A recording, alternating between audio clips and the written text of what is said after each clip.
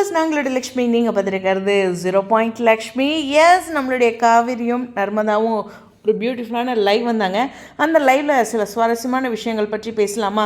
S, upcoming track பற்றி கேட்டிருக்காங்க. அதுக்கு ஃபஸ்ட்டு 2 பேருமே சொல்ல மாட்டேன் அப்படின்னு சொன்னாலும் உங்களுக்காக ஒரு ஹிண்ட் கொடுக்குறேன் அப்படின்ட்டு காவிரி சொல்லியிருப்பாங்க.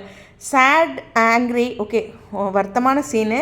ஆங்க்ரினா கோவமான சீன் இருக்குது அப்படிங்கிறதான். அது மட்டும் இல்லை, லாட் ஆஃப் எமோஷன்ஸ் அப்படிங்கிறத மென்ஷன் பண்ணியிருக்காங்க. ஸோ இது ரொம்ப ரொம்ப முக்கியமான விஷயம்.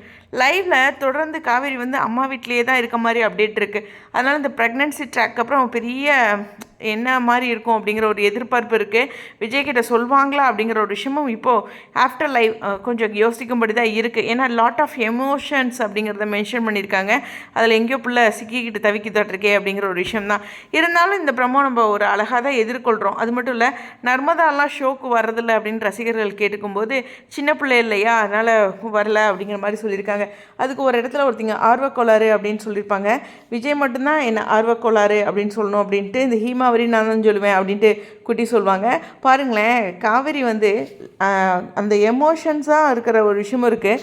அதே மாதிரி அந்த சீரியலில் அவங்க எவ்வளோ தூரம் கனெக்டட் ஆகியிருந்தாங்கன்னா, ஆர்வக்கோளாறுங்கிறது என்னை விஜய் மட்டும்தான் சொல்லணும் அப்படின்பாங்க. இல்லை, ஒன்றுமே அவங்க வந்து ஒரு ரொம்ப அழகாக அந்த சீரியலோட கனெக்ட் ஆகுறாங்க.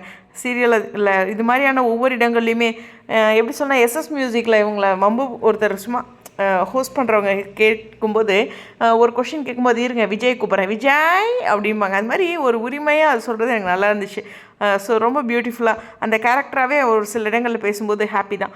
ஸோ இது மாதிரி நிறைய இன்ட்ரெஸ்டிங்கான அப்டேட் இந்த லைவில் இருக்குது. அதை பற்றி அடுத்தடுத்த வீடியோவில் பார்க்கலாம். கண்டிப்பாக லாட் ஆஃப் எமோஷன்ஸ், இந்த ஒரு பாயிண்ட் வச்சுக்கலாம். கோபம், வருத்தம் அப்படிங்கிறது, அதாவது சேடாகவும் ஆங்க்ரியாகவும் இருக்கிறதுங்கிறது ஓகே. பட் ஆனால் லாட் ஆஃப் எமோஷன்ஸ் அப்படிங்கிறது மட்டும் கொஞ்சம் கவனிக்கக்கூடியதாக இருக்குது இந்த ஹிண்ட்டில்.